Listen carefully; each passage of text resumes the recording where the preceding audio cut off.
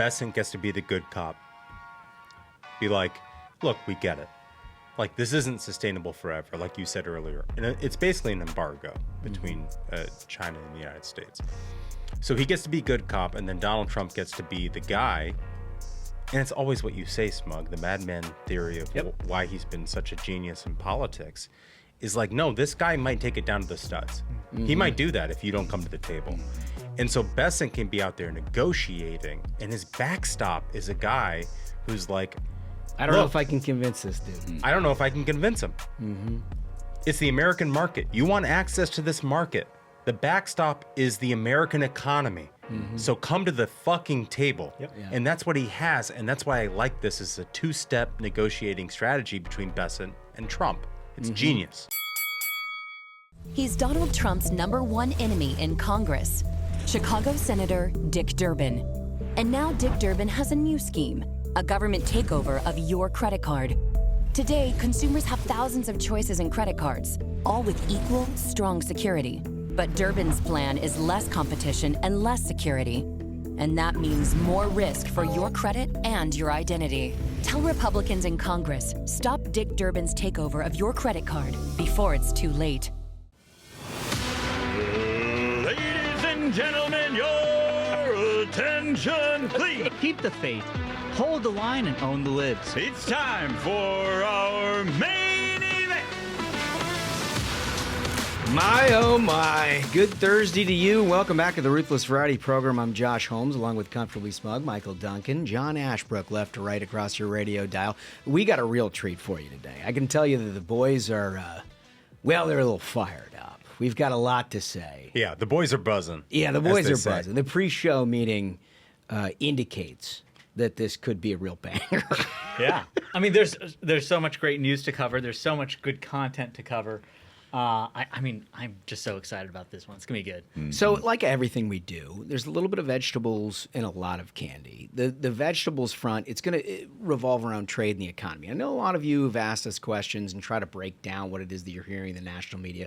Lord knows the mainstream press has absolutely no idea how to interpret the Trump administration, the president, his secretaries, what they're trying to accomplish. We think we got it. Yeah. We think we got it. And so we're going to give you all of that. We're also going to cover some variety, including a new pope, perhaps, which there's hard takes on here from the Ruthless Variety Program. We have a King of the Hill, again, as we do on Thursdays. But the place, and we have a great interview. James Uthmeier is here, the Attorney General of the great state of Florida. Great dude. When you have that kind of power in the great state of Florida, you're well within your rights to have an interview here on the Ruthless Variety Program. But also, like, we've known this guy for a bit, very, very smart, and you should hear what it is that he's up to, because it stands in great contrast to an awful lot of what you're hearing out of blue states with, trying to draw lines around what they will or will not do on immigration. I mean, like, California is trying to usher in a whole new legal pathway to pedophilia and all kinds of things. I mean, it's just it really is that bad. I wish I was exaggerating. Not a joke. I'm not. Not joking, folks. But where I'd like to begin is where we left off in Tuesday's episode. You'll recall that we covered a story that was ostensibly about how journos had become Democrats in one form or fashion, either as operatives or candidates. And the jumping off point on that was Hannah Trudeau, who was a senior political correspondent. I understand that comes with some pushback in the press, but she worked for The Hill at that point. And she had now announced her candidacy for New Hampshire Congress. Yeah, the first congressional district. Yeah. And we covered it. We gave you the highlights, the lowlights, a little bit of background about how the nexus between Democrats and journos have existed for a long time. And we thought that was a good opportunity for us to sort of color that in and give you a good flavor of the revolving door.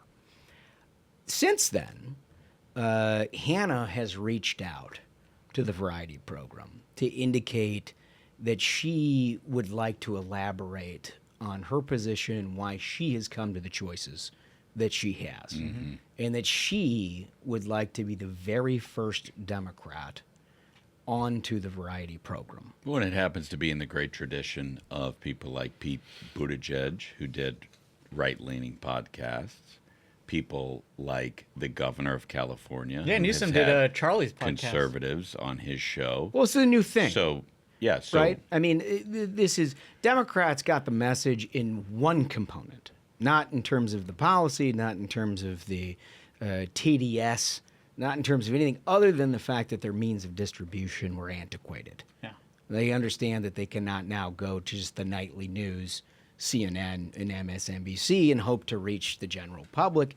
They're going to have to do some long-form interviews, perhaps some that are not entirely laudatory of everything that they've done. And so we, as the Variety Program, welcome that conversation, think that that would be constructive. Now, I understand there's an awful lot of you who are probably wondering why it is that we would ever provide a platform for somebody who's just sort of nakedly running for office as a Democrat who wants to move this country to the left. Well, here's our point of view.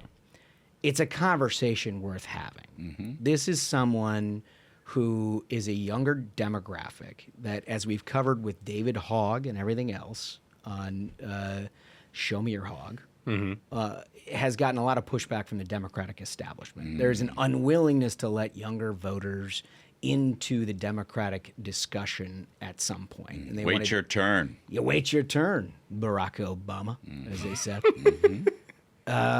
But this is somebody who's going to get Democratic establishment pushback. And so our invitation is to you, Hannah Trudeau.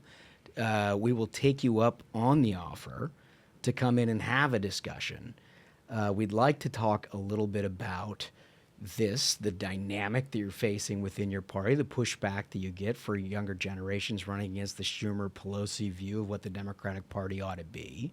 That to me is the most interesting Yeah. part of all of this, is because it's becoming clear that the Democrats are in this like soul-searching phase of like, okay, what is it our party stands for? Who's running our party? Because clearly it's not like Schumer and Pelosi, like Schumer and Pelosi are clearly trying to still maintain power, but it's very clear that like the younger generation of Democrats are kind of done with that. So that whole dynamic, I think, is just very fascinating. Can we put up the graphic of her tweet? She says, "Would love to debate and discuss." Yeah.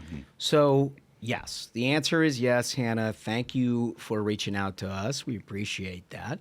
We would be happy to debate and discuss this and many components of journalism, the Democratic Party, the nexus within. I think it's going to be respectful, and I think, honestly, our audience and whomever you hope to reach as voters will get something out of it. Yeah, and you guys always give me a hard time for my journo buddies, but I'll be honest with you. I'd like to hear her message. I'd like to hear what it is that she has to offer for the people. If of nothing New else, you'll Hampshire. have Ashbrook to defend you because he's friends with all journos. That's right.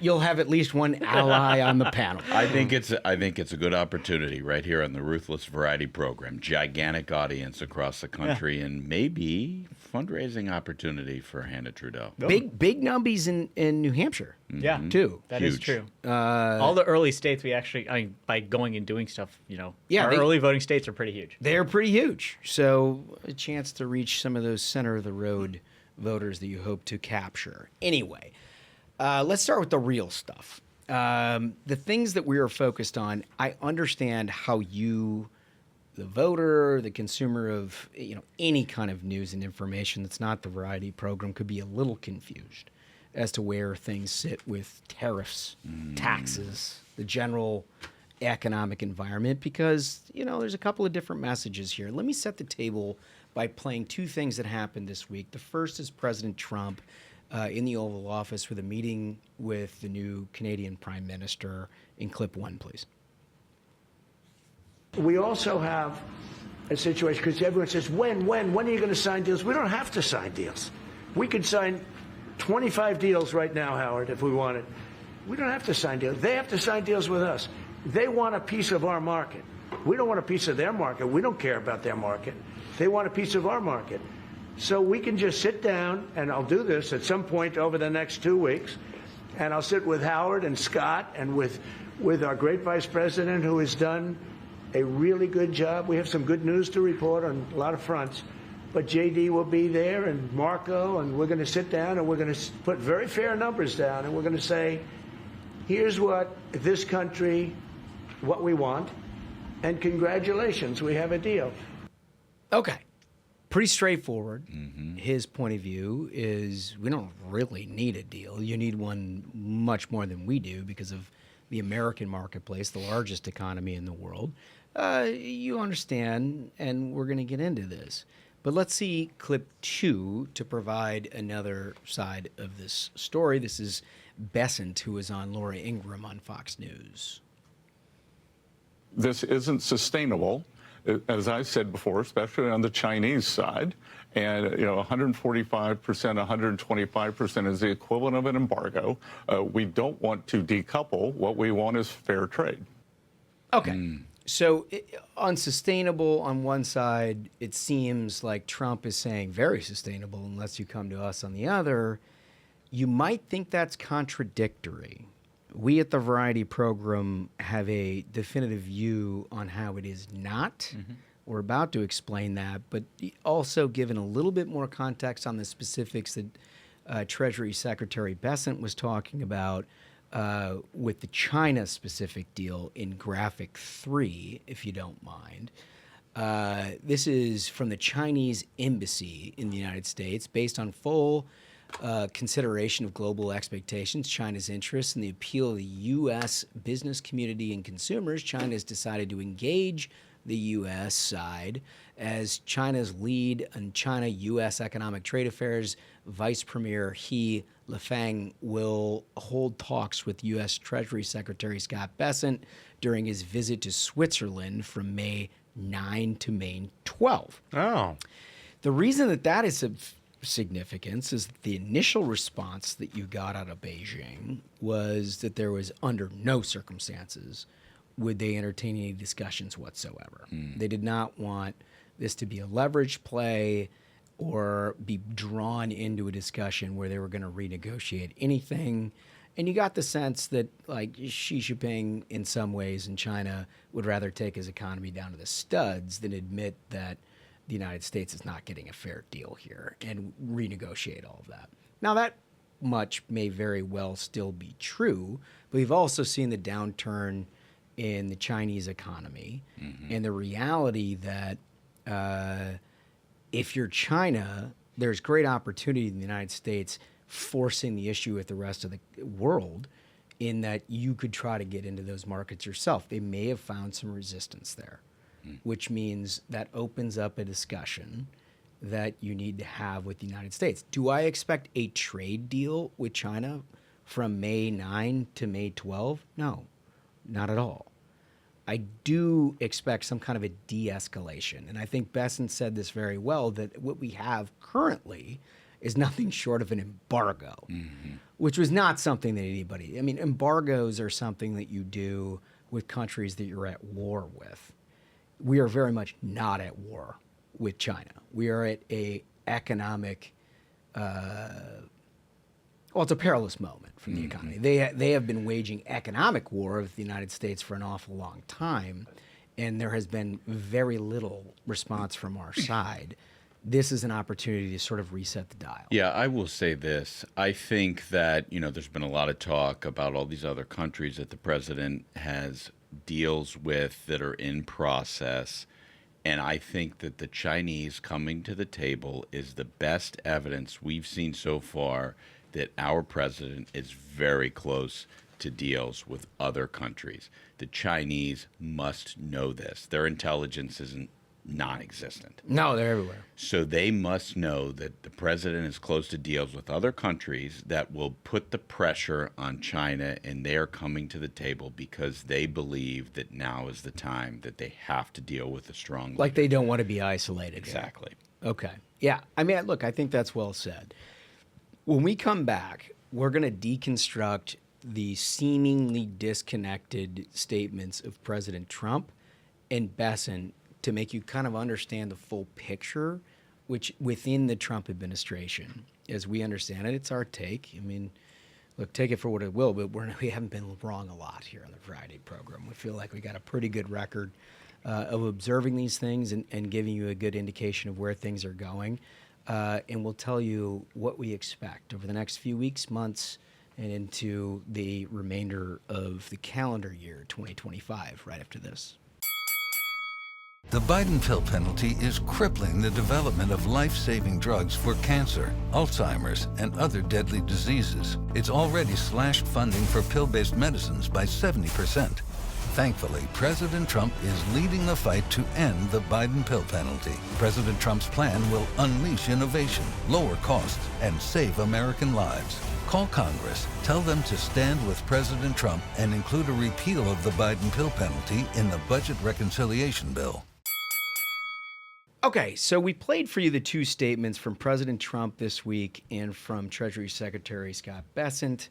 One saying, we don't really need deals. We could sign 100 deals today. It doesn't really matter. We want to make sure that these things are good for us. They got to come to us. We don't really want their markets. They need ours. And then you have Bessent saying basically the current position with tariffs is unsustainable. We understand that we're going to work these things through. You had, I think, a pretty good point on some of this, Duncan, that sets the table in the good cop, bad cop routine. Yeah. I love this.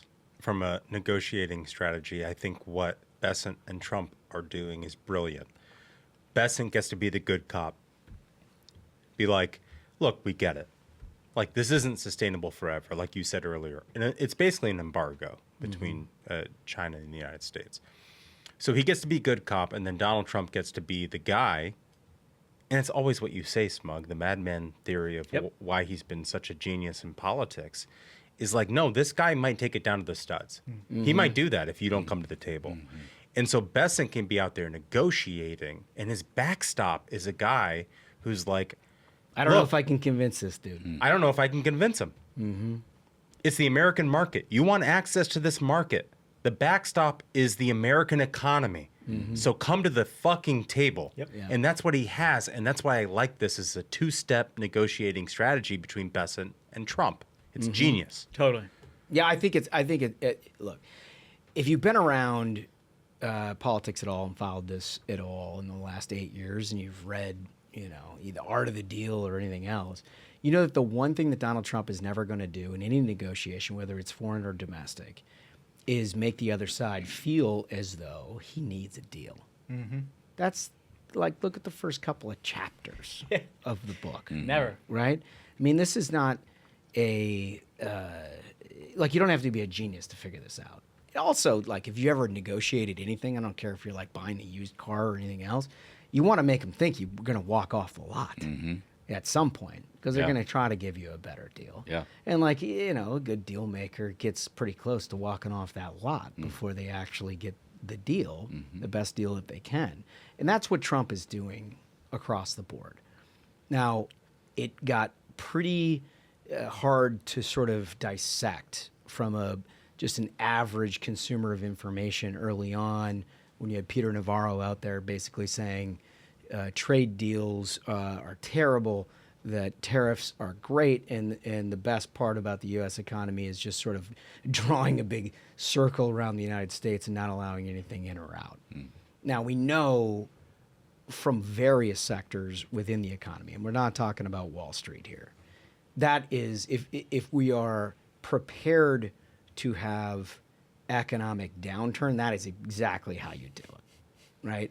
I mean, you could survive. It's like, I mean, we do have a nice economy, and you could make each other T-shirts and mow each other's lawns and all those kind of things, which is fine. But you're not going to have 2, 3, 4, 5, 6, 7, 8, maybe double-digit GDP growth as a result of that, which is what I think a huge segment of the electorate suspects that Donald Trump is capable of, and why they voted for him. What his goal all along was to use tools to try to reset the American economy to a point that's not just working on the Wall Street trading desk of all of your money, but actually create wealth within this country, create jobs, reinvigorate manufacturing, insource all of the components, whether they're rare earth minerals or tech or ag, or all of those things, as the things that we do better than everybody else in the world, and commoditize it in a way that has value for the average American, not just for people who are trading options, not for people who are, buying futures.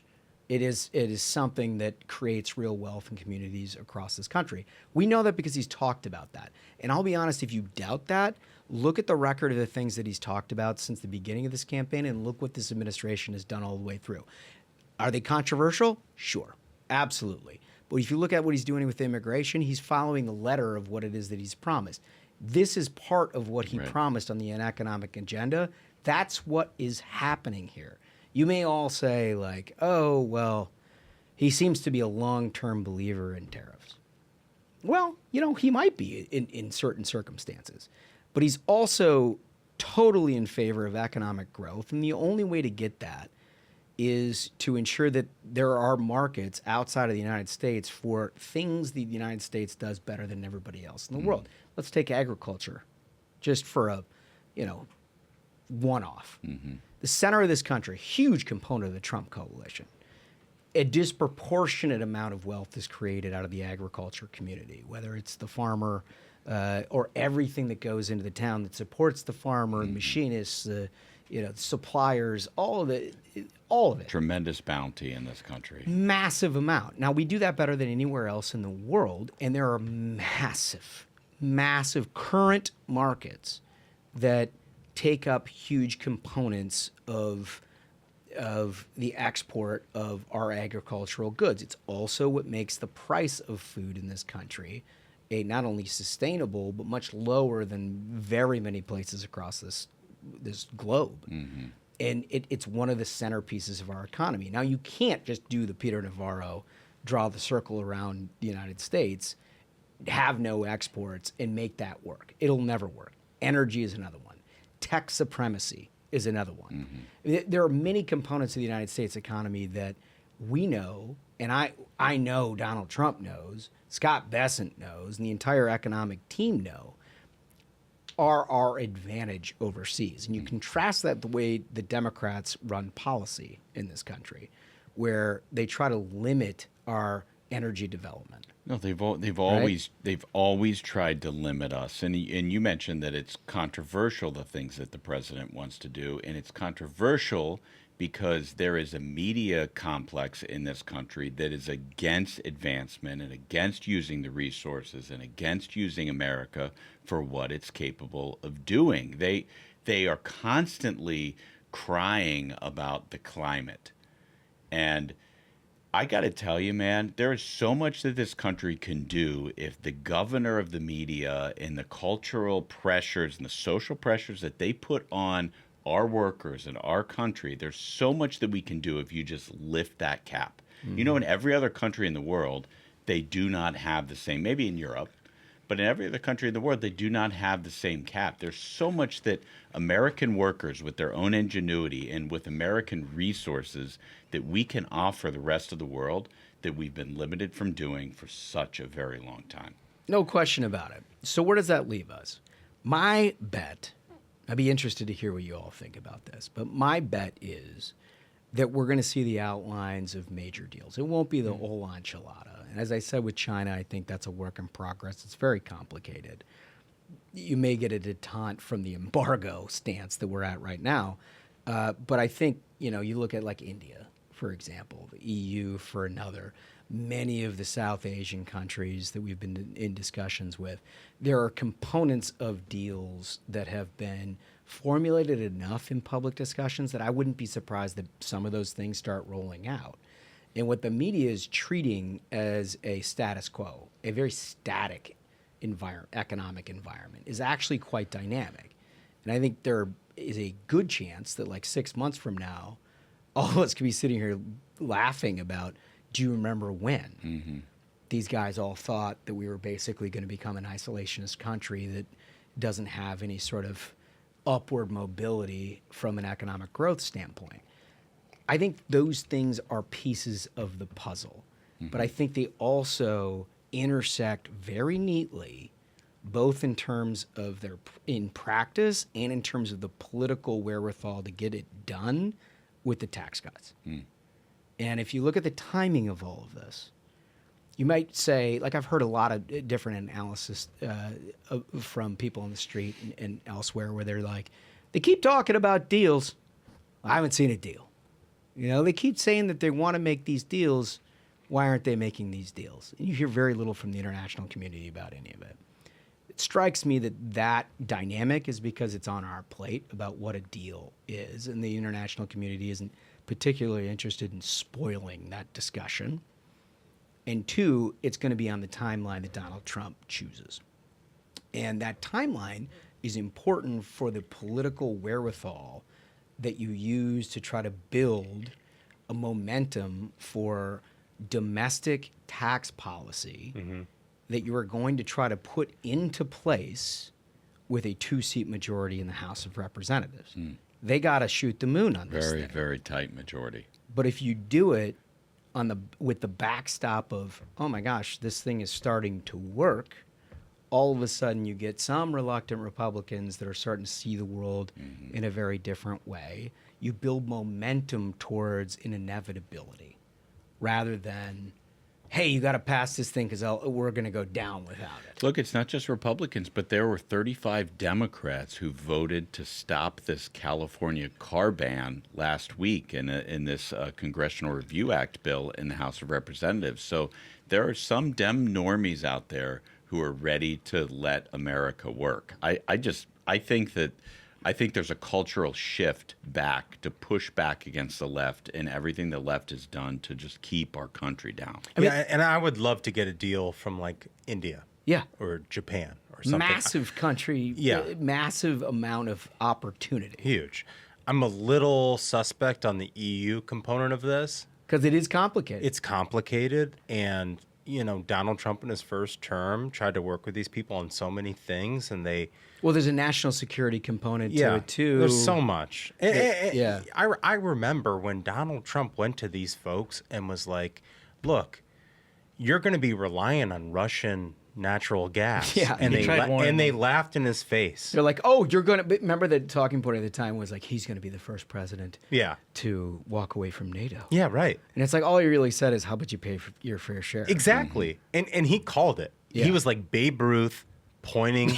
To the outfield, and he was like, "No, this is what's going to happen. I'll tell you exactly what's going to happen." And then look, war in Ukraine, and what happened? Here's the thing, dude. Here's the hard truth. Europeans are weak and lazy. Yes, they just are. They're like, yes, we want North Africans in our continent to do the work. Yes, we want the Russian energy in our continent to pay for all of everything that we're doing, because we don't have the strength to just say, let's have a nuclear reactor. Right. Let's use the resources we have. Let's actually work for a living. Europeans are weak and lazy, and they are suffering the consequences. It's true.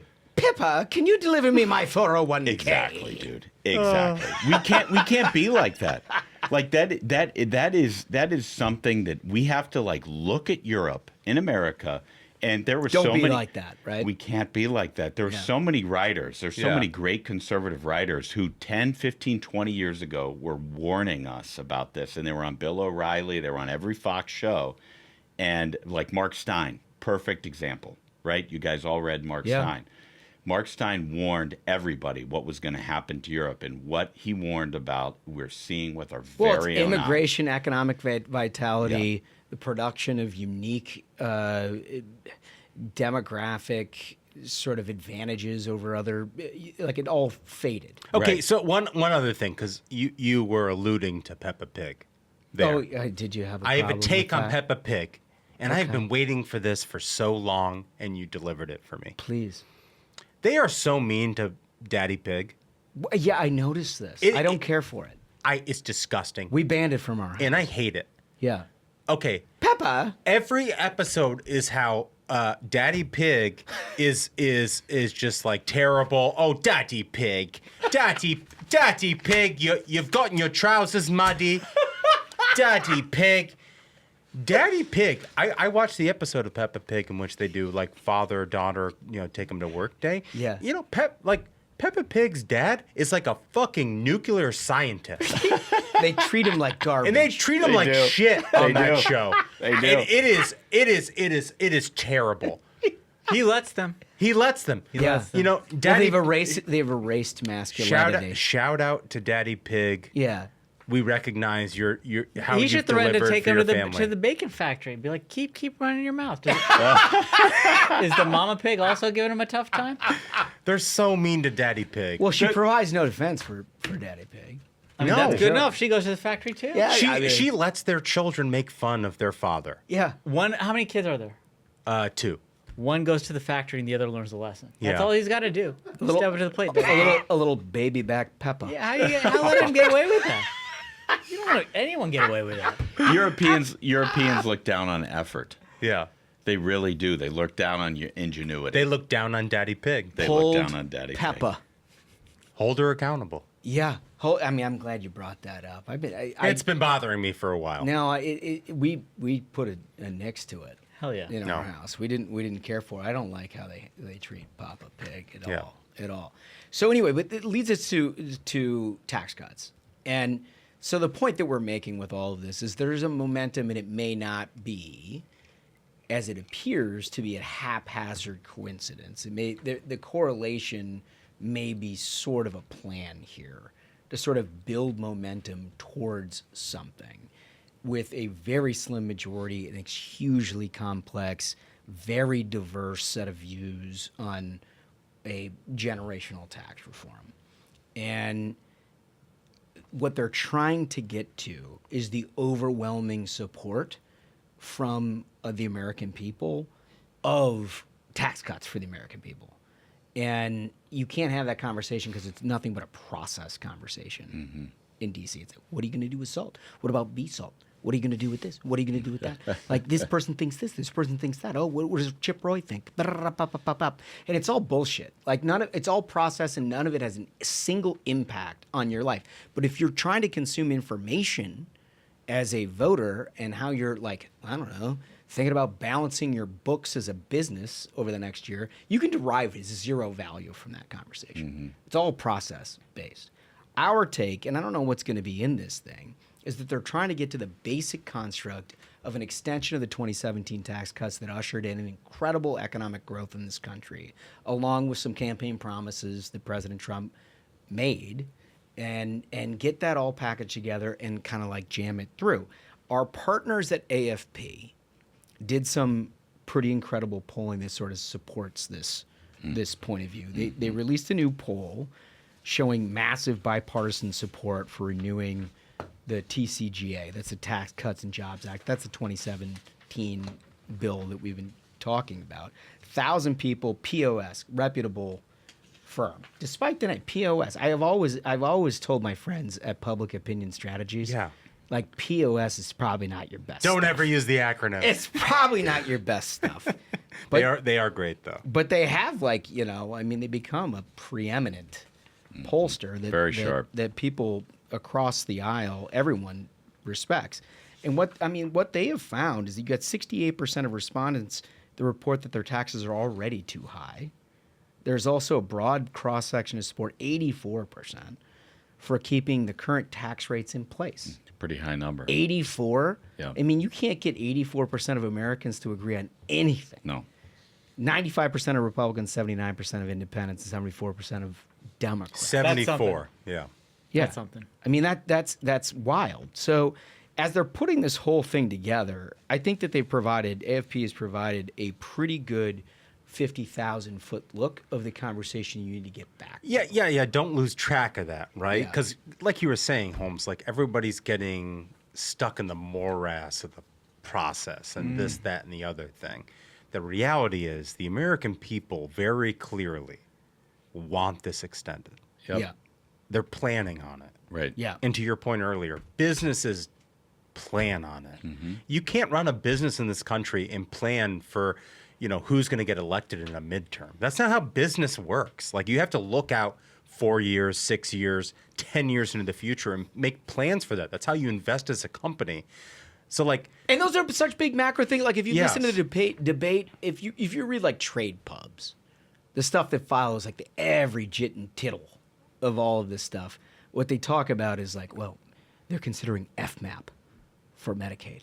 or they're doing like this little piece of that. Like none of it makes a fucking difference for you whatsoever. Like just get to the end of the story. Yeah. Bring yourself out of that process argument that the press wants to make and talk about whether you want your taxes to go up or not, whether you think that that is a good economic condition for this country or not. Recall that like the corporate rate goes up 15% at the end of this year if you don't do anything about it. And before you say that that's the rich fat cats, recall that the corporate rate is not paid by individuals. It's paid by the people that ultimately are getting a W-2 paycheck from those corporations, which employ millions of Americans. Well, and I don't know. It might also be a pretty good political message. I mean, we're talking about the legislative component of all of this. But, like, if you're a Republican on Capitol Hill, fucking put your shoulder to the wheel. Yeah. Like, this is a great political message. It is. It's like my colleagues across the aisle want to raise all of your taxes. How do you feel about that? Yeah, right. So, like, offense. Yeah. Offense. Play offense. But do that coupled with what I think is happening with the Trump administration in terms of how they're dealing with tariffs. Again, we talked about this last week. You could see a scenario in the fall where you're cooking with gas. And that is the America that we all voted for, and one that I think Donald Trump is well on his way. So our question of the day is, who's the first? Who's the first to announce a trade deal? Do you think that makes a difference? Do you think the Democrats will ultimately, in the media, try to downplay any sort of deals to try to, and ultimately what that's about is they're going to denigrating downplay progress, it, right? They're going to downplay Like they're it. trying, in doing so, by the way, is like a message internationally that you're trying to tank the American economy. Yeah, I mean, that's You know their what I mean? goal from day one. Like, So, like, here's make the no thing. mistake on These that. people fucking hate America. They really Let's be do. honest. And if that was our lesson of the first Trump term, every success he had for this country and for our people, all they did was neg it. Yep. Like, the whole way through. So I 100% think he'll put a deal together and they'll be, like, terrible. Not Horrible. enough. Not enough. Not Right. enough. Not People enough. still Right. concerned. Like, they've been telling the hardworking people of America for fucking 25 years that they're going to negotiate a better deal for American workers. Yeah. They've never delivered it for a second, dude, one you're goddamn right. second. And Donald Trump will show up and do it, and they'll be like, not good. Not good. Bad deal. People are still concerned This is fucking about this. unbelievable. I found someone who's living in East Fucknut who's extremely concerned about their pocketbook issues. They say they voted for Donald Trump and now they're not. No. Like that's Oh, 100% the first paragraph of some story coming at you. Exactly. Anyway, we're going to get to all of that in your comments from last episode, which are a doozy, by the way. We talked a lot about the journos, Hannah Trudeau getting into Democratic politics, and the journos basically falling away as a real profession. And we asked you, what should they do with themselves? You got some great responses right after this. Hardworking Americans know when it's time to roll up our sleeves and get the job done. Now is the time to unleash our nation's energy to create jobs, secure our future, and make life better, more affordable, and full of opportunity for all Americans. That's the power of America's oil and natural gas. Learn more at lightsonenergy.org. Paid for by the American Petroleum Institute. Okay, coming back at you with your responses to the question of the day from Tuesday's episode. What should journos do with themselves? You got to like and subscribe. And when you do, and you put a comment in there, we read every single one of them. We distill them down to a few choices. And to read them, we always start with a voice. Okay, remember, like and subscribe if you wish to opine. The first comment comes from Gail VG, and Gail writes, "Let the Dem journos loose on the Nextdoor app to repurpose their literary outrage. What could be better for them than a forum full of imbalance, but in skis, petty complainers, and people debating about the horrors of letting a cat go outside?" I love this. For Yes. anyone who is like in the point of life that you've entered a community that the next door situation or like a listserv, like a mom's listserv governs a huge component of information flow. This is so funny. I know. Here's my one complaint on this comment. They're already there. Well, they're They're already there. Yeah. You will never in your life meet a more petty tyrant than a Democrat on the Nextdoor app. I mean, it's so true. It is fucking terrible. This is true, and I do remember my brother-in-law. Don't encourage them, is my point. I do remember my brother-in-law sending me some screen caps a couple years ago where there were people talking about squirrels in their neighborhood, and he posted on the Nextdoor app, I've taken care of the squirrel problem. I've killed 17 of them in our neighborhood. 17? And the people underneath, he didn't kill a single squirrel. Sure. Continue. But the people underneath were like, how could you do exactly, that? Exactly. That's the worst thing. You hate animals. Yeah, They're exactly. furry. Yeah. And he sent it to me, and he was like, can you believe these? It was just like, That's awesome. we were dying laughing. It's also the kind of people that just sort of ragdoll you about not having your pronouns in the Nextdoor app and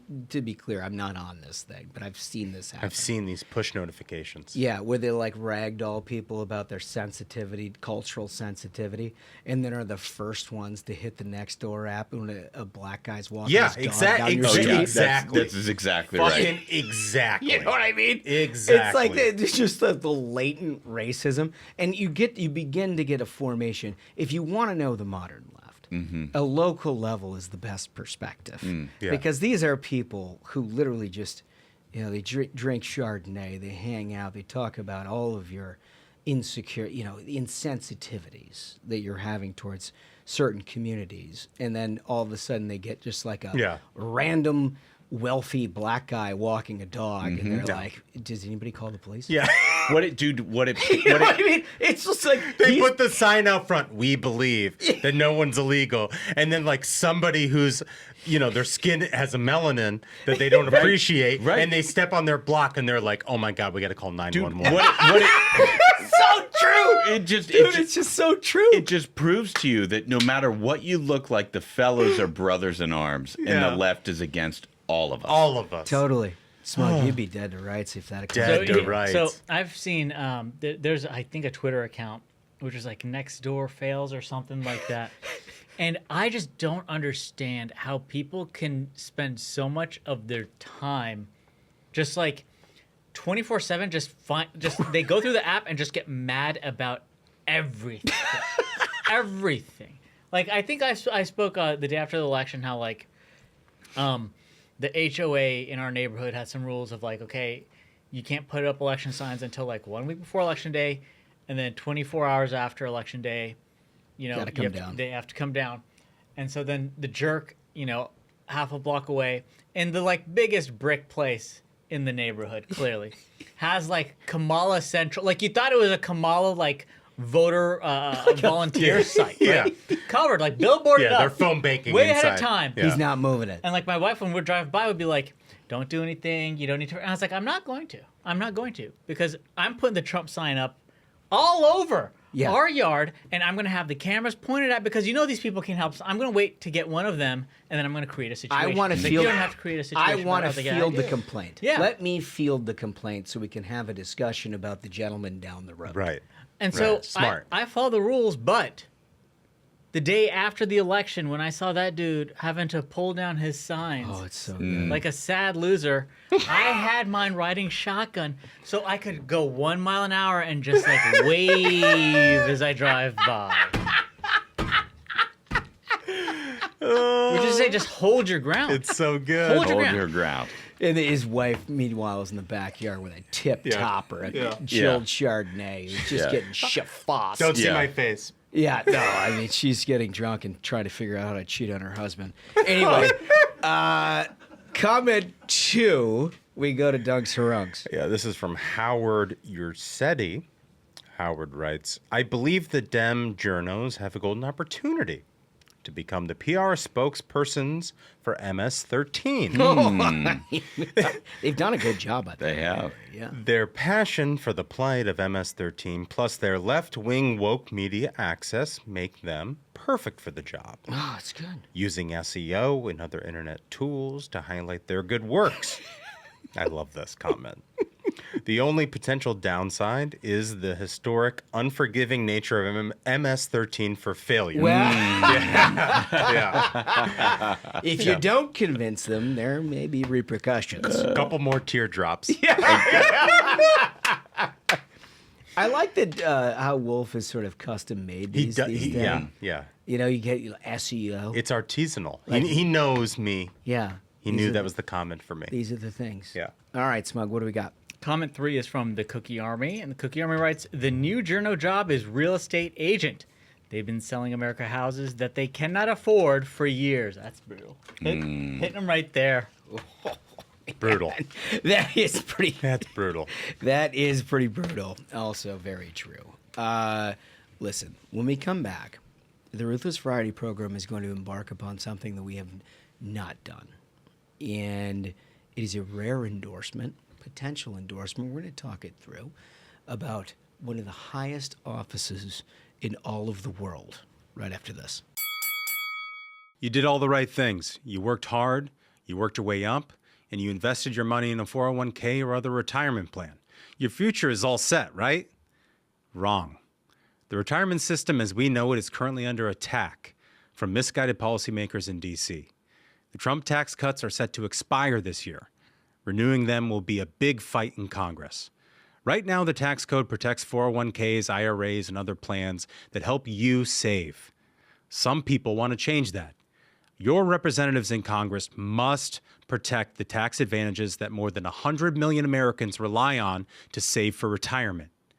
You deserve policies that build on the current retirement system to secure your financial future, not jeopardize it. If Americans know one thing, it's resilience. To stay resilient, we need immediate action from our leaders. Head to helpusretire.org to take action and reach out to your representatives in Congress today. Help Us Retire is sponsored by the Investment Company Institute, representing asset managers serving individual investors. Okay, fellas, look, we've been real reluctant to weigh in with the power of the program, the power of the minions, with any sort of endorsement within... We respect the conclave. Yeah, we respect the conclave. You have to. I think we might be having what you would call a seminal moment here. In that, the papacy has been something of great discussion lately, and there is going to be a new election for a new pope. They have now quarantined all of the cardinals, from what I understand. Yeah, so now they're finally quarantined, and they're not going to be listening to the Variety Program. So we feel like now is the time to make our pitch. It's our pitch. We didn't want to sully the process. Well, we didn't, and it was very important to us that it's a democratic and maybe a republic style election, but we do have a favorite. We do. We do have a favorite.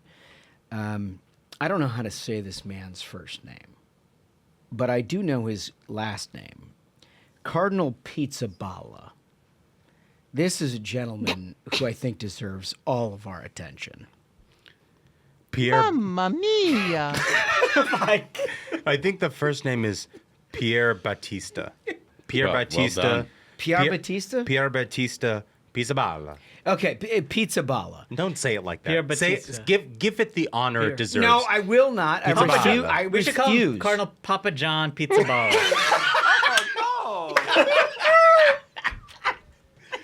The board work. The board work is so good. Listen, I just think that when you have an opportunity to deal with an Italian named Pizzaballa, You gotta take that opportunity. Oh, poor Mario. So he's a Latin patriarch of Jerusalem, and he cuts an unmistakable figure, this is according to CNN, in the dark corridors of ancient and stone patriarch that is in this troubled corner of the world. He's played a very valuable sword. All of that very important to us, no question. We've considered all of this. Ultimately, where we've come down on is Pizzaballa is a name that you just cannot ignore. Yeah.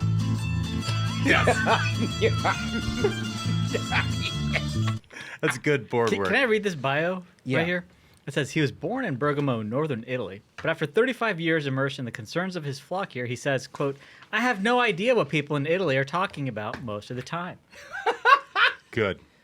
Wait, this may be like a supplemental endorsement for you personally. Yes. Yeah.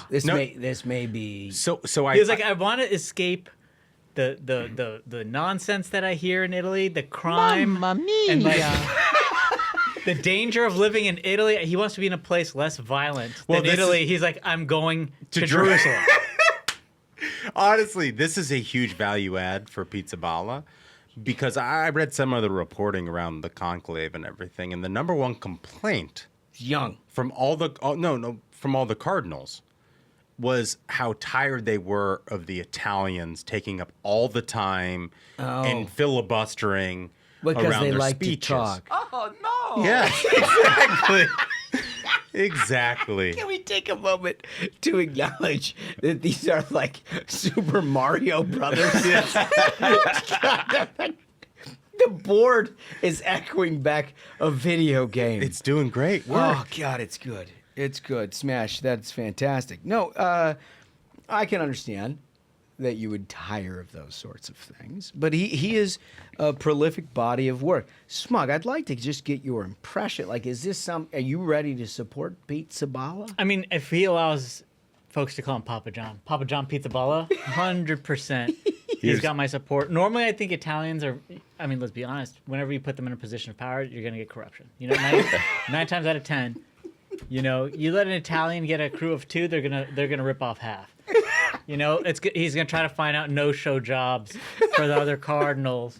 No-show You know, jobs? half the dioceses in the Pouring Northeast, in concrete. New Jersey, New York, are all gonna be no-show jobs for cardinals. He's like, yeah, you know, we're gonna run waste management. Like that doesn't fall under your purview. Here's the thing. I actually really like this guy, Robert Serra. He's a very based cardinal, and I really liked him until I read this about Pizza Balla. Oh, yeah? In general, the public knew anything of Pizza Balla ahead of the death of Pope Francis. It was about a gesture he considered so obvious as to be almost meaningless. 9 days into the Israel-Gaza war and 2 weeks into his tenure as cardinal, he offered himself in exchange for the Israeli children who'd been taken hostage by Hamas on October 7. And it reminded me of this great saint, this guy Maximilian Kolbe, who you guys may be familiar with, who offered himself in place of a Polish guy at Auschwitz. One of the greatest stories in world history. And I do absolutely love this about That's Pizza insanely Balla. courageous. That is Wow. that. I mean, listen, very culturally relevant to this moment in time. If his name didn't get us, perhaps that story did. Mm-hmm. Either way, I mean, look, I didn't know that. Wow. pretty incredible, Yes, right? Can you incredible. put It up is graphic incredible. 4? Just take a look at this cat. Okay. He Yeah. looks popey, Yep. He does. right? If he that's decides to go incredible. by the Pope name of Pope, hey, I'm walking here, I will support him. I'm walking. He looks like a king. I mean, I had no idea about that story. That is incredible. Do you think? It is incredible, Do you dude. think It's that incredible. you know how they always change your name? I mean, the real problem with this is that you get this guy Pizza Balla. Yeah, you'd hate to lose that You'd name. hate to lose the name, right? I mean, he's going to go by John Paul or by Francis. Yeah, or but by Smug has an answer for this. Yep. Papa John. Papa John. Yeah, Papa John the First. Yeah. Just you can't lose Pizza Balla. Anyway, first here on the Variety Program, you're going to hear about some of us with deep roots in Catholicism, I might add. So just take that for what it's worth. I That's hope our he gets it. endorsement. I really hope he gets it. That's our endorsement. All right, we got to get to a game. King of the Hill. It's Thursday. Boy, oh boy, boy, oh boy. Yeah, you're the defending I'm champion a defending now. champion, and I am excited to play. It's been a wild week. As you recall, the way that we play this game, these are people who build themselves as conservatives for years and years, and Trump broke them some years back, and they have the most insane takes on the internet. We surf through all of their X takes, basically, and then provide you the best of the best. We have a judge and jury. We just work our way through it, and we crown a champion. Yeah, and I'm the defeated, so now I think I'm bailiff. Yep. Right. I am the judge this week. You're the judge. And Ashbrook, who are you bringing to the table? Okay, challenger is Bill Crystal. Bill Crystal coming back in. Wow. Wonderful. You notice how this has taken a new shape lately. the names that keep coming up. Yeah. Very different than it was in year 1 and 2. Like they've got a new energy with like the crystals and the. I've got Smoking Joe Walsh, and I feel good about it. Some would say that their energy comes also with the death knell of their entire grift. Yeah. And they're working very hard. I think we can only go ringside. Ladies and gentlemen, your attention, please. Once again, it's time for King of the Hill. In the red corner, fighting from Piero Madeire's checkbook. Bill, war now, war forever, Crystal. And now, in the blue corner, fighting from his own Twitter account, Smoking Joe Walsh. It's good. It's always good. It's good. Always good. If you haven't seen it live, when we announce a new live event, you're going to want to be there because it is good every time. Mm-hmm. Good every time. So Smoking Joe Walsh is he's got a real panoply of things, but I thought I would do is play off the last segment. Okay. He's got a little bit of something for everybody, and I felt like the continuity of the show would deserve something like this. So let's put up Exhibit 3. I've spent much of today informing Trump voters that the image of Trump as the next pope isn't fake news, that he really did put out that image. Days like today make me want to just hang it all up, open a coffee shop in a small town in the middle of nowhere, and never be heard from again. Here's what I love. Like, one, he just doesn't understand the internet, and he's on the internet all the time. This is like how he makes his living. He doesn't understand trolling or anything else. And like, he really does think in his core of core that Trump is campaigning to be the Pope. But two, he is suggesting what all of America would prefer, which is that he disappears from the face of the planet. Well, and then at a base level, like the whole dependent clause at the beginning of his tweet. Do you think that there's Trump voters who fucking talk to Joe Walsh? like the idea that he's got this, like, you know, soundboard of Trump voters he checks in with every day about what they think about the meme that Donald Trump put up about he's him like being Frank Pope. Luntz in a cafe every afternoon. It's such an absurd premise. Somehow this guy, dude, that is actually really somehow true. this guy's got his finger on the pulse of the Trump voter in America in the year of our Lord 2025. This guy hasn't been a Trump voter in a fucking decade. Well, I've checked in, and here's what I found. The guy ran for president against him. It's just incredible. Oh. All right. Spaghetti, Bill Kristol, Exhibit 10, please. Continuing with the theme, he quote tweets the President of the United States with his funny meme with him as the picture of the Pope, saying, "Hey, J.D. Vance, you fine with this disrespect and mocking of the Holy Father?"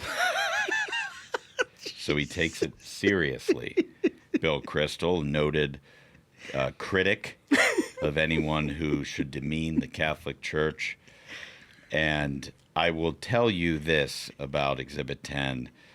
Bill Kristol, I don't think, is actually trying to get to the bottom of whether J.D. Vance is uncomfortable with the president's joke. I think he is trying to create something that clearly did not take off. So I think Bill Kristol's tweet there is offensive, because I think if there's something that J.D. Vance has to be mad about, it's that Bill Kristol advocated for a war that J.D. had to go fight while Bill Kristol was sitting at home. Ooh. Yeah, I also really love this play by Ashbrook of this tweet from Kristol, because it reflects this larger problem in liberalism, which is like they still do believe they can play this old playbook of like using our values against us. Yep. Yeah. Which is Dude, so you're so fucking right. offensive. Yes, it when is. they come to you and they're like, you as a Christian, a person who I hate and despise and I make fun and mock everything you believe in. Are you offended by this, by the way? You know what I mean? It's like, I don't believe in your beliefs or whatsoever, but I think if I can blackmail you, I can have you do what I want you to. Exactly. Yeah. Get the hell out of here. Yeah. Where do we come down on this? You know what? I mean, listen, your take was great, but I just think it was, for me personally, such a mistake for Crystal to try to go after J.D. Vance on that, given that what he did, and it just makes my blood boil. It makes me hate Crystal so much. It was a good judge play. I will say Good judge play. we have we've defined ourselves in many ways of what offends ourselves as the judge. And the It jury. was. And Smug has That would get defined to me. himself, and this was a very, very solid play. Smart. I will concede that. Round Smart one. play, Kim. Round one goes to Crystal. Spaghettis, let's throw up exhibit number 7, please. And War Now, War Forever is quote tweeting a picture of a story about a Kansas County jail. It's where they're holding illegal immigrants as they're awaiting deportation. And Bill Crystal writes, I'm not yet quite at, quote, abolish ICE, but I'm getting awfully close to the anti-abolish ICE. Oh, my God. So what he's against, apparently, is detaining illegal alien criminals while they're awaiting deportation. So the picture, I guess, offends him because he doesn't think it's good enough for MS-13 and Tren de Aragua, who are looking to murder regular old people trying to live their lives. I mean, what a comfortable life, just like getting paid by Pierre Omidyar to just sit in your like house in McLean and drop takes online. Yeah. Well, because he's not affected by illegal aliens who are out there killing people, robbing people, murdering people. He's not affected by any of that. Yeah, so Bill he can just Crystal sit in his house demands and drop takes. He demands these illegal immigrant criminals go to a sandals resort. Yeah. That's You know? exactly right. Incredible. Again, this guy used to publish a conservative magazine, and now he is against deporting illegal immigrants. It's incredible. I've got a choice to make. I need to survive the round. I have two what I feel like are just Nukes? yeah, and I'm going to go with one which is not on topic, but I do feel like just sort of ends this discussion fairly quickly. All right. Okay. Exhibit 4, please. There should be coverage of Trump's cognitive decline. Massive coverage, because it's an issue, a huge issue. It's incredible. Why do they keep trying this play? Why? I mean, like, especially after the whole Biden thing and how it becomes like Somebody who's defended Biden actually passed the debate performance. Yes. As a better candidate for president. Well, so I have a theory on this, and that is the ones who offended the most during that period and defended Biden to the hilt the most now feel like they have to overcompensate on the other side to justify how they beclowned themselves in the spring and summer of 2024. So a lot of those are never Trump people. They fought to the hilt for Biden more than Democrats did. Yeah, that's more right, than too. Democrats That is did. sad. And so now these people feel like they got to do this same bullshit on Trump just because it's like it's a muscle memory. because it was so worked. fucking embarrassing what they did. Yeah, like this worked. I need to get out from underneath this. Yeah. I'll dig. yeah, yeah. I love it. I mean, like It's just money. that is such a great so It's like money. the guy who's doing like 50 press conferences a week and just like wrecking journos left and right. Yeah. Oh, definite signs of cognitive decline there. Round 2, Joe Walsh. All right. So for round 3, I've got many choices, but this is the one that I'll go with because I think it has the most flair. And I think highlights one of the things that we love most about our contestants here on this is that not all of these are made from a sober mind. Oh, Yes. God. I'm excited. Drunk takes. Let's get it. So at 9:58 p.m. on May 2nd, Joe Walsh sends out Friday night. This is Exhibit 5, please, Spaghettis. Friday night tequila tweet. Oh my right. God. Let's go. If you don't treat the least among you with love and respect, then respectfully fuck you. Take care of those who don't have what you have. It's my favorite from so many different ways. First of all, he's like, I'm super drunk, so everything that comes after this, like, just have in mind that I'm drunk. Second of all, it's at 10 o'clock. Third of all, be respectful of people, guys. Fuck you. Yeah. Right. It's just like such a perfect encapsulation of a former conservative, when this guy was a right-wing lunatic, that became like a liberal apparatchik. Yeah. Which is what he is. Think what I think, or fuck you. And I think he's talking about, if I'm reading between the lines, I think he's talking like trans. Is he really? You think so? I think it's either trans or it's El Salvador. But it's one of the two, because that's the only thing in that time period that would lead you to a point where you were like, the least amongst you, fuck you. Well, I read it. I read it a little bit differently, and that is the least among you. I took as him doing a Cliff Notes version of the biblical phrase, but the least among us shall be first. And so he was trying to do some of this, like, You think this guy has got a theologian? no, The dude's just hitting tequila on a Joe Friday Walsh. night. Now we're left to read, like, is he like- trying to stay he's with like, the no, trans? he and Pizza Bala were having a serious discussion about the scriptures. I think he's trying to sort of do that thing, It's even more and offensive he if does, that's the case. and that's my point. It's absolutely horrible. If that is what ham-fisted. he's doing, then Yeah. it's like respectfully fuck you. Then like enter into a little scripture action and then drop the F-bomb. Fantastic. Yeah. Good work. Okay, Spaghetti, let's do Exhibit 12, please. And Bill Kristol is quote tweeting something from the governor of Illinois, No way. Yes. Fat Man Pritzker. He said it might be time to try that again. And what Bill Kristol writes is that Democrats haven't nominated a governor since 1992, Bill Clinton, who he ostensibly opposed as the publisher of a conservative magazine. And before that, 1976, Jimmy Carter, another one he ostensibly dunked on as the publisher of a conservative magazine. They both won. So Democrats being Democrats, they promptly stopped nominating governors. It might be time to try that again. So here you have endorsement.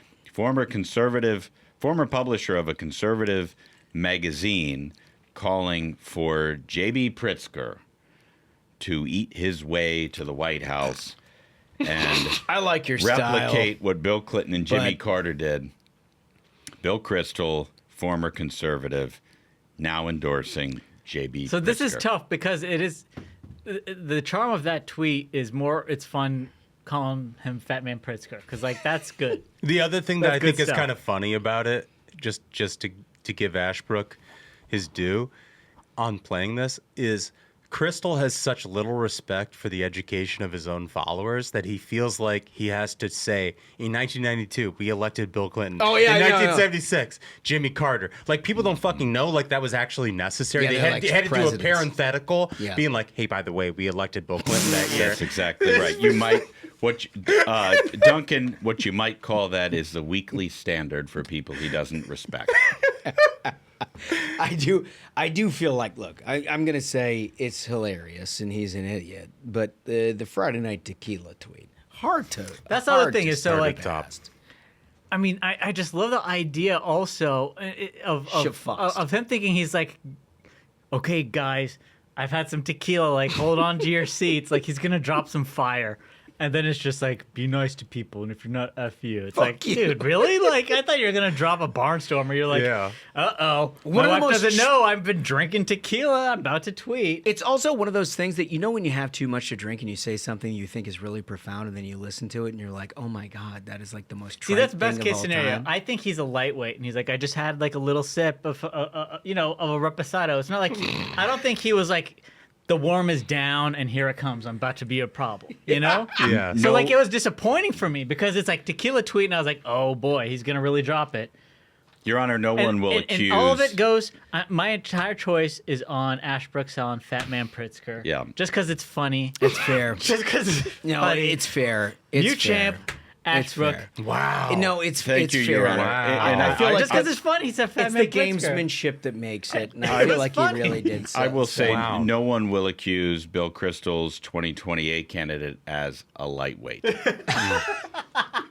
I disagree with That's the what I'm judge's talking about. decision, I have to say. And that's why I'm I judged. personally disagree with it. I find it to be sort of shallow in terms of it didn't actually consider. But you got to anything. play. You got to play to the judge. It was Play but to you the gotta play to judge, the judge, and he did. Yeah. He did it formidably. And anytime you can say fat in front of Smug, Dude, FMP, he called him Fat Man Pritzker, which is hilarious. so much. FMP. We're going to drop the FMP on him. Calling an airstrike. For you OGs of the Ruthless Variety Program, you'll realize that like 2/3 of this show is just trying to make each other laugh. It's And works, he did it. So I will. Good decision. It is what it is. He's not small. Let's just be honest here. No, he's very overweight.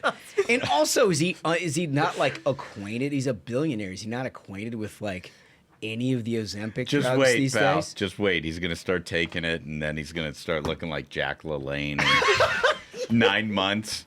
When he hits the campaign trail, everybody's going to be like, whoa. But you know what's funny Pritzker. about that is politicians who are once fat, who became prominent, and then they get skinny. People don't trust them. They don't. They don't trust them. They look at him and they're like, "What's up with this skinny What else are bastard?" you hiding? Yeah. Right. What's up with this guy? Right. You know. I think he just doesn't even care, dude. I think he's like that. Like his family's always had money, so he's one of these like fancy boys his whole life. He's always been soft. He can't change. Yeah, it might be right. All right, we got to get to our last story. Our last story, it's somewhat serious, but it involves Dave Portnoy of Barstool Sports, a place that we have respected for years and had some interaction with over the years. But it fits back into a category of things that we've talked about a lot on this program, with just this latent sort of anti-Semitism that's happening throughout the country in different ways that deserves to be called out. You listen to the Ruthless Variety Program, you have absolutely no doubt about where we stand on this shit. If you harbor any of that stuff, we're going to fucking call it out. I don't care if it's in the universities or if it's in West Texas. We're calling it out. And this is what Dave Portnoy has done. Now, he's obviously Jewish. He's got an investment personally in how this whole thing is perceived, but in one of his establishments, a Barstool location, there was an incredibly offensive sign that was put up. Now, for those of you who've probably seen a little bit of the story, before we get into the seriousness of it, we wanted to contextualize, like, what is a sign? Like, what does this mean? Like, a sign up in how could some patron of a bar just put a sign up at a bar and make it make sense? And what it was is one of those, like, bottle service deals. And there was a lot of questions that I've got over the last few days from people who are like, what the hell is that? Like, what does that mean? Like, somebody just erected a bottle service sign? Well, you'll be happy to know here on the Ruthless Variety Program, we actually have experience in this very specific item, and we know exactly what they're talking about.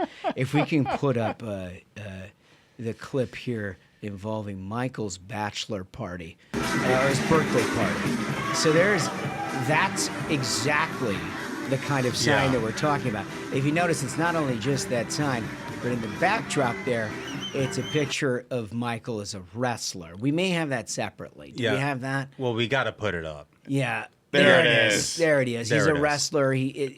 Listen, Dale Duncan, God bless you. You put this kid to good work at a very early age. He had a lot of energy. There was nothing left to do but make him wrestle larger humans. Well, I would And also that's what he did. I would point out there. This is me at 5 years old, and I'm wearing an American flag singlet. I've been a patriot from the earliest days of my life, Yes. despite have. the fact I could barely tie my shoes. There. Well, not very intimidating, I would say, that photo, but a good one. Well, nonetheless. it's good. But ready to fight. And then Yeah. to Josh's point, you pay money to have that sign To goof. in that picture Yeah. to goof on your friends. Yeah. So what happened? At So this that's what you do Barstool when you thing? go get Right. when you go get bottle service. They ask you what it is that you want to put on a sign to goof on your friend that you're like actually throwing a party for. That's the context for the story. Right. What happened was in Dave Portnoy's Barstool Bar on Sansom Street in Philadelphia was a sign that read, do we have the picture of the sign? Let's put that sign up. I can't. I They just just can't- order that? Dude, I can't. I just cannot believe this. It says "fuck the Jews," And they right? brought it out? and like Somebody paid for this. this is somebody paid for this sign, which it like blows one's mind that in public anywhere, Right. where you would think this would either be funny or you think this would be appropriate or whatever. It's insane. It's an insane thing to do, particularly when you've got the situation in the Middle East and you've got riots on campuses and all of these things where you've already uncovered by the course of the 2024 election that there is massive amounts of anti-Semitism latent in the left side of a younger demographic of this, like, people who show up at places like this. Yeah. So Portnoy did a little homework on it. He figured it out, and he figured out who did this, and he uncovered this person. The patrons ordered bottle service along with a custom sign, not uncommon for bars to have personalized signs, as we've said, and he found out who this dude was. So can we play clip 4, please? Another update from the sign situation at Barstool Sampson Street, which I am so sick of dealing with, but obviously got to deal with. So last time I'm like, I thought about it. I'm going to send the 2 people responsible to Poland, to Auschwitz concentration camps, and try to make it a teaching lesson. I talked to both of them on the phone. Both of them took accountability. Both of them were like, yeah, we did this. And we're willing to go and try to learn. Well, then I see a now deleted, I think it was an Instagram or Snapchat story of one of the kids, Mo Khan, the one who posted the video. And he has this long speech, we'll put it in, claiming he was just being a citizen journalist. He was just documenting his college life. He had nothing to do with the sign. Didn't buy it, had nothing to do with it, didn't even know what it was. He's just being a citizen journalist. Quite literally a 180 from when I talked to him. So I called up Mo.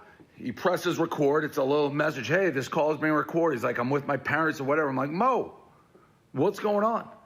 Like, we need some accountability. You hand up, I did it, I fucked up, I'm stupid. Like, let's try to learn from this. Yeah, okay. And where this ends is Mo Khan, the person that Dave had identified, not only doing a 180, but then doing subsequent interviews that honestly hosts that were very anti-Semitic in nature, so sympathetic to an anti-Semitic message, trying to defend him, where he claims to be the victim of all of this, that Dave is the one that called him out without actually doing what he had done on the phone with Dave Portnoy, which is cop to the fact that he made this sign or ordered this sign or was a part of ordering this sign. This is obviously set El Presidente off. And so now he's on this like full-blown campaign to try to blow all this up. But we're not going to air what this guy did to camera, in large part because I don't think it's worth hearing, and I certainly don't want to amplify this guy's voice in any way.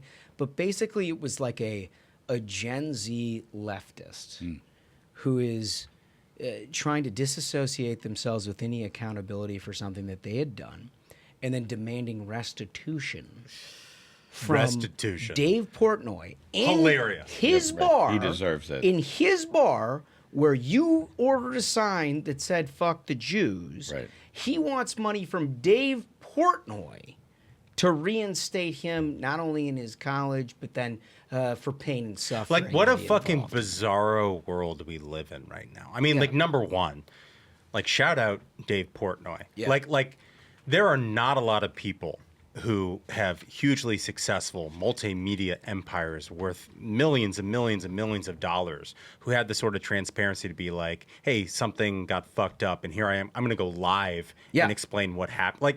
Like that is not the threshold of responsibility for a guy who's actually like the CEO of a huge it's usually company. a statement from a holding company that it's like, this happened at our bar. We're taking the appropriate steps to find out what happened. But yada, yada, that's yada. like sort of the radical transparency that a guy like Dave has made his entire career on. So like my hat goes off to him for doing it in the first place. That's incredible. Yeah. The other thing I would point out is like that sign didn't say two-state solution. It didn't say justice. It didn't say justice for Gaza. No. You know, it did say think of the children. It didn't say I disagree with Benjamin Netanyahu. What did it say? It said fuck the Jews. Yeah. Right. Which tells you everything you need to know about what these people actually believe. Right. It's the core.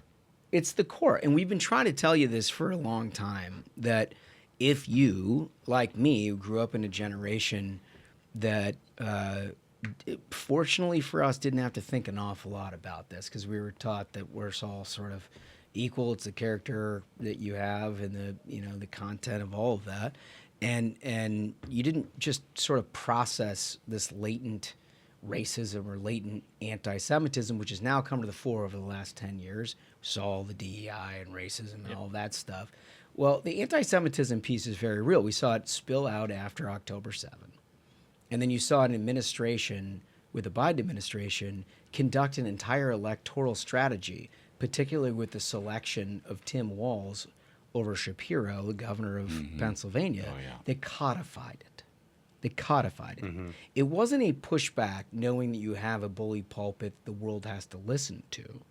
It was an understanding that this is where people are. We need to sort of adjust ourselves to ensure that we can basically appeal to these folks. And that's what's so disturbing. We've talked about this over and over and over again on the Variety Program, but you're now seeing this in a pop culture way, which I think is, honestly, this is refreshing because it's going to spill into outside of the political context of all of you who listen to stuff like this, into a modern day world where all of you live that don't follow politics, that are on there for sports or commentary or just having fun. They're going to realize, dude, this exists. This exists. And you got to get it out of there. And like, until you shut this shit down, and I'm not talking about like cancel culture and shit like that. What I'm talking about is you got to hold people accountable for what they do and say. And in this day and age, when you do something like say, fuck the Jews, that is no different than many other connotations that you could say with different ethnic groups in this country that is going to provoke a reaction. And it is certainly not on the proprietor of the establishment to pay you restitution for the decision that you made to put that on the sign. Great point. Yeah. It's so weird. I mean, again, this whole like Zoomer lefty kind of, this like DEI restitution kind of like, what's that word of their, they think everyone owes them everything. Yeah. This kind of entitlement. I And do the what most, I like, want. backwards, weird kind of entitlement. That, I mean, it's got to be, the intention of that belief system is essentially to destroy the country. It just wants to tear this entire country out, root and stem. That it's, you can accomplish whatever you want if you put yourself towards it,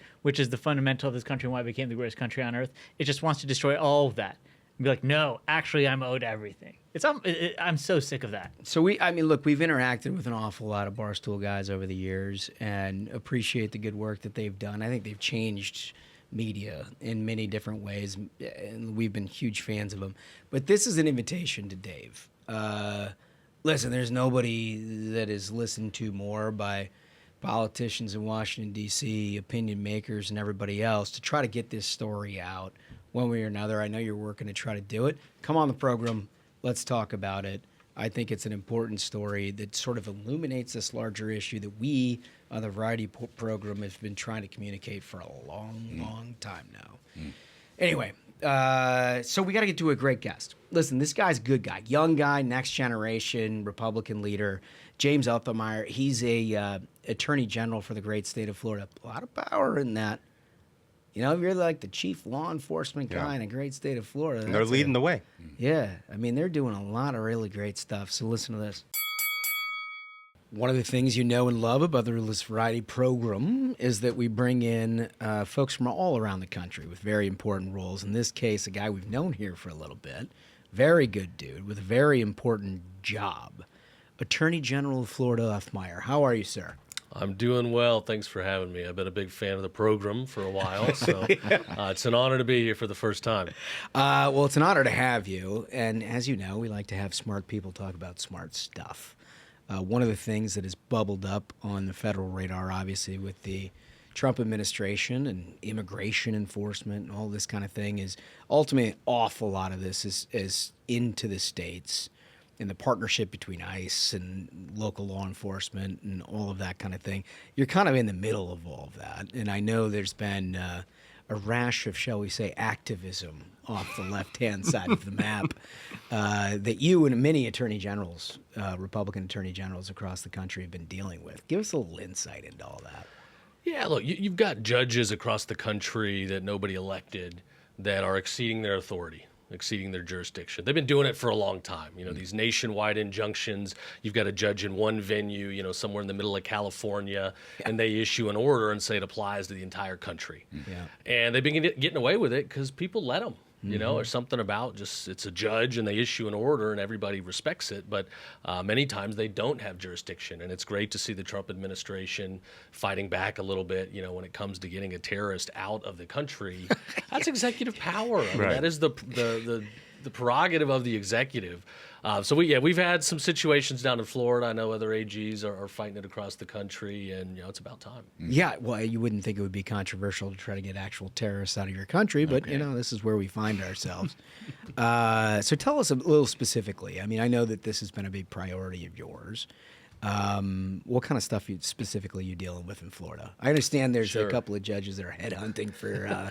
Well, we in Florida, we're taking it seriously, our obligation to help the Trump administration. We were the first state to get all of our state police, state law enforcement, county sheriffs certified, you know, under 287G, where they get delegated authorities under ICE, they go through the training, and they can actually carry out the federal duties and help detain and deport. So we've had thousands of people we've been arresting and helping to deport. We had Operation Tidal Wave the last week of April, where we had over 1,100 people arrested in one sitting, and most of these individuals, you know, they're already criminal aliens. They have detainers. We've had, you know, over a dozen criminal aliens the last couple of years that have committed serious crimes, you know, murders, sexual assaults, and almost every time it's still there. Almost every time they've been in the justice system before. They were picked up for drunken disorderly or resisting arrest, and then they get let out the back door. So we're not letting that happen anymore. You know, DHS, ICE. They've been great to work with, but we do have a judge that is threatening to hold me in contempt because I won't follow an order she has to direct our law enforcement not to enforce a new law we passed earlier this year that says you can't be illegally in the state of Florida. So this is a judge. Let me get this straight because I want to make sure I'm clear about this. This is a judge in Florida who has decided that a law that was passed by the Florida legislature and signed into law by Governor DeSantis, that law enforcement not obeying that, she's basically directing them not to obey that law? That's right. The ACLU brought the challenge. It's clear this judge, you know, doesn't think the law is valid. We'll appeal. You know, this is novel territory. We believe we're on good footing. A state has to have the obligation, the opportunity to protect its sovereignty. But the interesting thing here is no law enforcement agency in the state has been sued. They're not a defendant. And so she's issuing this order and you know, saying, you know, you got to tell them all to stand down. And I'm not going to do that. First day of law school, you learn that, you know, judges have jurisdiction and you can't order somebody around that's not properly before the court. So I've said no. I mean, my argument in court is I'm not going to, waive my obligation. I took an oath to the Constitution. I respect separation of powers. I respect these independent law enforcement bodies and their prerogative to follow the law, and they should do that. A lawman knowing law things, fellas. I know you guys don't like reading the Federalist Papers, but if you read them, you'll see the founders, they believed in separation of powers. I'll tell you, man, it's refreshing because we have an illegal immigration problem in this country, and somebody has to do something about it, or we're going to be completely overrun into the future the way we were over the last 4 years. And it's just so nice to see the state of Florida taking this so seriously, and you taking your job so seriously to remove lawbreakers from, polite society. Yeah, look, we got the border tightened down. I think the president's done a nice job there, but you still have hundreds of thousands of people in our state that should not be there, and a lot of them are causing problems. Yeah, no question about it. Another priority of yours, which has just sort of recently come on our radar, in large part because we have the unfortunate set of circumstances of employing a Californian here. Now, he's one of the very few who are actually very conservative. So he follows up with these kind of things. Generally speaking, I think we ignore almost everything that comes out of California. We try. We try our very best. But in this case, child trafficking, child exploitation, soliciting sex of children has become an issue unbelievably in California. Florida taking a very different tact on all this. I know this is a big priority of yours. It is. I got 3 little kids. I was not a big social media guy, Snapchat guy, but the more I'm digging in, working with our investigators, it is the preferred means that a lot of these predators will go to try to solicit and prey upon kids. So we've been arresting numerous people. Last week it was Snapchat. The next week it's Roblox, this gaming app, where you have these predators and they pretend to be young kids. They use different photos. They develop relationships. They appeal to kids' insecurities. And then they start asking for the pictures. In the worst cases, they try to set up meetings. It's scary. If your parents are out there, they need to wake up and realize this is a new world, and you got to know what your kids are doing with those cell phones. So we are going to be the anti-California. They might want to create rights to pay minors for sex, and if they want to have those predators living out there, so be it. But not in Florida. We will be very, very tough on this. Yeah, I mean, it's incredible. I mean, the California thing, for those of you who haven't followed, you've got a state senator out there who is basically in full opposition to any law that would penalize somebody for soliciting a 16-year-old or 17-year-old for sex, meaning like they're paying for sex. I mean, it just blows my mind. Demented. But it also just shows what a different value set that James and your crew in Florida, which is now really established as a red state doing good things. I mean, you can see it with the economic growth and everything. But it's hard to relate to any of that, isn't it? It is. I mean, it's unfathomable. I just, as a parent, the last thing you want is some creep trying to trick your kid into meeting at the Starbucks down the street. When I got in office just a few months ago, I mean, I asked our team, give me the files, and you've got these financial crimes and things that are out there. We'll get to them, but every one of these sick predators that's out there, I want to get them behind bars as fast as possible to keep our streets safe. So we've had dozens of arrests at this point. We busted a big international child pornography ring just a couple weeks ago. We got a guy on this gaming app last week who this was a 17-year-old that was soliciting younger teenagers to send sexual abusive content, and no tolerance. Yeah. I mean, I hear a lot about that, actually. Illegal gaming apps and whatnot, where they're soliciting sex of minors and things like that. It's I got to imagine, I mean, look, you're a lawyer by trade, right? Your background, you're an attorney. That's right. Probably didn't envision getting into politics. I tried to avoid it. I kept trying to go back to law, and the governor kept giving me new jobs. But we're blessed. We got a good thing going. We got great leaders. We passed a law. We were first in the nation to pass a robust law to make it illegal for apps to let younger kids and younger teenagers on the applications. They're not mature enough. They don't fully know what's out there. And then we believe in parents' rights. So 14, 15, 16-year-olds, they can access the applications so long as their parents give permission and have access to the tools, so they know how to track and monitor what's going on. So we're ahead of the curve. Other states are following. It's been great to see. And if companies don't want to follow this law, we'll go after them. Can I ask you, just stepping back a second, because I find it interesting for guys like you, very substantive, an attorney, obviously you approach all of this stuff from a legal point of view, which comes in handy when you're Attorney General of a state. But, I mean, I imagine growing up you didn't think like, hey, I want to get into politics. Like, were you particularly political? Did you come from a family that was interested in politics? In fact, I thought it was kind of disgusting and wanted to stay away from it. And every time I'd start to follow somebody, they'd end up in some terrible sex scandal or something. So no. Well, I mean, it was Florida, so there is some of that. I'm not going to ask you to say. It was not something I wanted to do, but I've always been competitive. I'm a fighter. Yeah. Nothing really scares me. If you're fighting for what's right, then at the end of the day, the people are either going to like it or not. And I don't do this job. I don't, get so much out of this job. I get a lot out of going home. Yeah. So I'll go, I'll serve, but I think there's too many public figures today. They need the job. They're obsessed with it. It's who they are. For me, it's not who I am. That's my wife. That's my kids. I'm just trying to get to the back porch. But if I can fight a fight and put some bad guys away, man, there's nothing greater. Yeah. So Florida's been first into the breach on a lot of this stuff. You, Governor DeSantis. And you'd mentioned some other states who are starting to follow the lead. What's that been like, working with other states? Yeah, we took advantage of time. We had the governor and some great legislative leaders, and we got more done the last couple of years than probably the rest of the history of the state put together. And when it comes to parental rights, when it comes to universal, fully funded school choice, when it comes to cracking down on some of the woke things that corporations were doing, businesses do have some free speech rights, but if you're a publicly traded company, you have a fiduciary duty, and you can't be trying to sell little bras to little boys.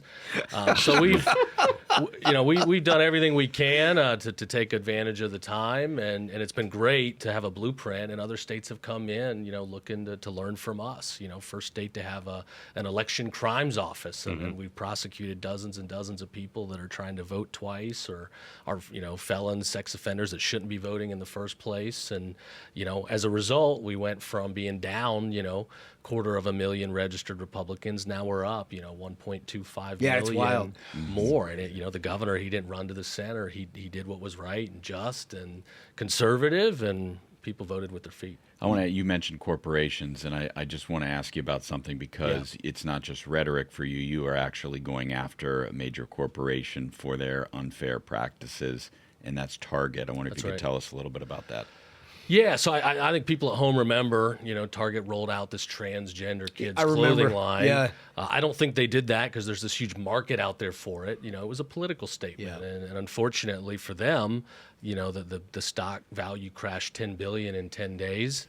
And where we have standing as a state is, we invest in the stock as part of our pension investment fund. So this is the retirement for our law enforcement, our teachers, and so we took a hit. And if companies are going to engage in some of this radical ideology business and not just get in the business of doing business and making money, which shouldn't be that controversial, then they've got a duty to their shareholders. So we've brought suit. We got a great judge. I think he understands what's going on, so we feel very, very good about the case. And then we've worked with our pension fund where we've set aside, I think it's $20 million or so for a corporate oversight and accountability fund to make sure other companies that are out there that want to get engaged in some of this political stuff that's going to hurt our state, hurt our pension fund, that they think twice about it. Yeah, it's interesting. You grew up colloquially known as the Redneck Riviera. That's right. I mean, you've been a Florida guy your whole life. Yeah, I grew up in Destin. It's a little fishing village in the Panhandle, though people found out about the beaches. So they did. Yeah. It's busier today. COVID put it on the map. A lot of mackerel out there. I'm now looking for the new secret. Yeah, a lot of Mackies. Yeah. If I'm you looking for find the new secret beach. Yeah, if you find the secret beach, let us know. We too are interested. Yeah. But it's a conservative area. A lot of military bases. Very, very strong military feel. Patriotic. Great place to grow up. Yeah, it's great. I wonder if you're sort of tracing back your career. Where did you go to school in Florida too? I did, yeah. I went to UF. I'm a Gator. You're a Gator. Got sucked into DC up here for law school. Yeah. Well, if you look at your career trajectory and where things have put you, I mean, at some point you probably had dreams of being like a sportscaster or a basketball player or whatever, and you've now ended up here. I mean, put this in context of your career trajectory. I know that once you are a chief of staff for the governor and you get to know a whole bunch of things, all the good and the bad that comes with your state, you feel an obligation to do something about it. I remember being in that space in the same kind of way when you have the ability to see the whole field, you feel like public service is actually really important when you can do something about it, which I assume was what you've chosen here. But I got to imagine that at some point you see your career ending. Like, what is it that you really wanted to do?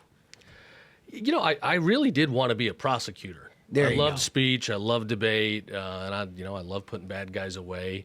Now, out of law school, I ended up at a great firm in D.C. I was attracted to the firm because they were suing Obamacare, 6 ways to Sunday. And is that how you started your? So I started career? there, and then crazy set of circumstances, ended up doing some legal work for Trump's first campaign. Was outside counsel, but kind of got sucked in. Went into the administration, and I was a senior advisor for Wilbur Ross at the Commerce Department. Okay. He was kind of on the back end of his career. I would have loved to have gone off and made some money with him. Just an absolute genius.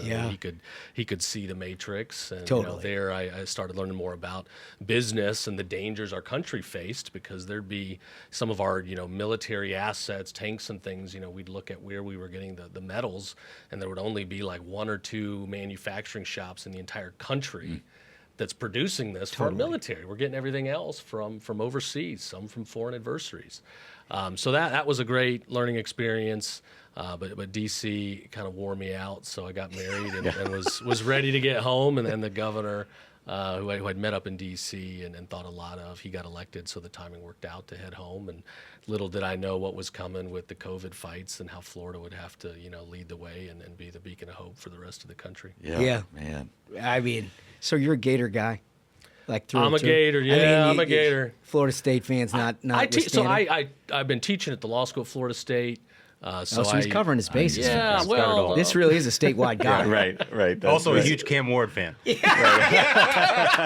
Right. Coral Gables, beautiful this time of year. Now, I remind my students at FSU every day they couldn't get into Florida, but man, he is fighting. Yeah. I think that Lagaway's a good quarterback. It's going to be a good year. I mean, when I was there, we won 2 basketball, 2 football. These were the Tebow eras. I remember that. I ran cross country and track, and we had some great track world-class superstars. We won some championships there, which nobody really pays attention to. But it feels like yesterday, and we've been in a drought, so it was great to get a championship. Seriously. Coming out of the Final Four, and I feel good about football season. Yeah, well, we'll see. We'll see. I feel like I got a couple of cousins that are Gators, and everything they've ever accomplished, I get like texted over and over. Like chomp. Yeah. Text. Yeah. Yeah, which I imagine is what it feels like to be a Florida State fan in Florida, but it is what it is. All right, 2 questions. I kind of asked you one, but these are the things that our people sort of judge things on. If you could plan your last meal on Earth, what do you think it would be? I'm a good traditional Italian, probably be a carbonara or a cacio e pepe. Italian food. Yeah. I'm in after spaghetti, sorry. Yeah. Look, he's brightened up over there. Yeah. Spaghetti loves He's the answer. beaming. He's not the one from California. No. I mean, they don't allow Italians in California. I don't know if you know that. But now you all have rooting interest in a pope, so I appreciate that. Here's a question that's a little esoteric, but you get stick with me for a second. You probably heard it. You listen to the program. But our view is that almost every successful person at some level is motivated by one of 2 things. And there's like no right answer, but it does go to your motivation of how you get to excellence or a pursuit of excellence in your career, which is you're either motivated by the thrill of victory or the agony of defeat.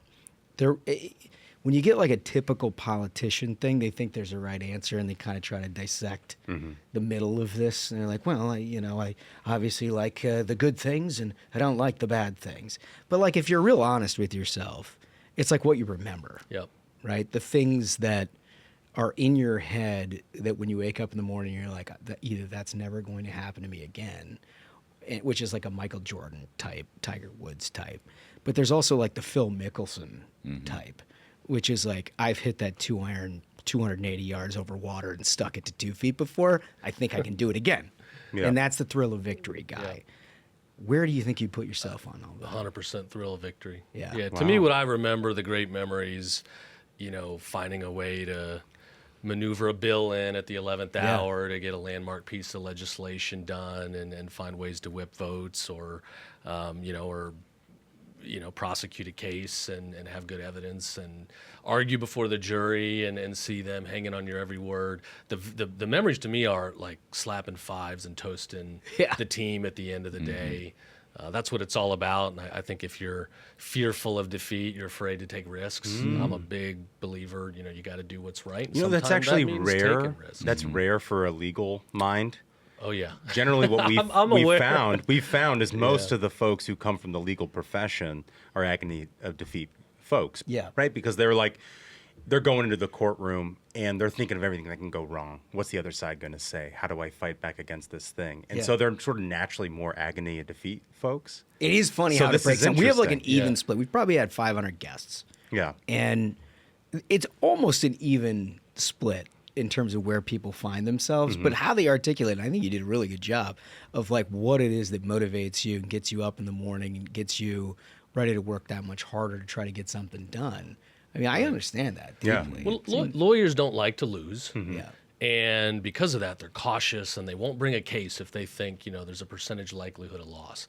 But this is where the left has been kicking our tail for generations. Yeah. Because they'll throw stuff at the wall. They'll dig inch by inch by inch, and they say this is what they want, but they're really looking to get here, and it's a slippery slope.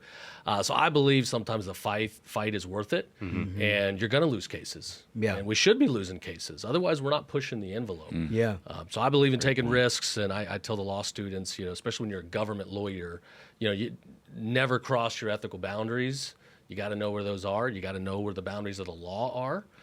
Don't do something illegal, but do what's right. Use every tool you have and get to yes where you can. Nah, it's really good. I'm glad there's a guy who understands an awful lot about this who's in the great state of Florida. It's a place that we absolutely love and have loved going down to and spending time with your voters, your constituents, and it's been somewhat of a beacon, I think, in recent years for conservative policy making. You've been a big part of that. James Uthmeier, thank you so much for coming in. Thank you guys for having me. I appreciate it. Of course. Thank you. I'll tell you the thing I like about this guy is it's not just rhetoric, it's action. I mean, he is taking action on a number of issues, as you heard, and just very fortunate to have somebody like him from the great state of Florida keeping people in line. It's also just nice to have next-gen stuff, right? I mean, this is the lawyer. Like, you can never be confused for us, right? Like, this is the guy who, like, went to law school and actually understood all of it. Yeah. And actually applies all of it and has seen it from different capacities. And look, they're doing a great job. You should have a lot of confidence if you're in the great state of Florida that this guy's going to try to clean up your communities, which I like an awful lot. Thank you James for stopping on in. And with that, fellas, I think we did it. I think so. Absolute banger of an episode. Gentlemen, thank you so much to the good Attorney General, and thank you so much to the Minions. Remember, if you have not yet, go to the YouTube, hit that subscribe button. It's more fun in video. So, until next time, Minions, keep the faith, hold the line, and own the libs. We'll see you Tuesday. Stay ruthless.